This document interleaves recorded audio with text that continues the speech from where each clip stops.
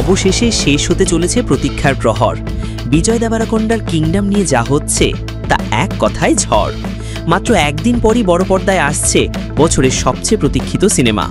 Trailer মুক্তির পর থেকেই দর্শকদের উন্মাদনা তুঙ্গে, আর সেই উত্তেজনার বাস্তব প্রমাণ মাত্র 24 ঘন্টায় অনলাইনে বিক্রি হয়ে গেছে 30,000-এরও বেশি টিকিট। ভাবা যায় এমন আগাম সারা সাম্প্রতিক সময়ের খুব কম ছবিই পেয়েছে। কিংডম মূলত একটি গ্যাংস্টার ড্রামা। গল্প আবর্তিত হয়েছে দুই ভাইয়ের সম্পর্ক, ক্ষমতা, বিশ্বাসঘাতকতা ও প্রতিশোধকে ঘিরে। পরিচালক গৌতম তিন্নানুরি তার স্টাইলিশ নির্মাণ শৈলী দিয়ে এটিকে রূপ দিয়েছেন এক ভিন্ন উচ্চতায়। যদিও বিজয় দেবারাকোন্ডের সাম্প্রতিক কিছু সিনেমা সাফল্য পায়নি, তবে কিংডম হতে যাচ্ছে তার জন্য একটি চমকপ্রদ কামব্যাক।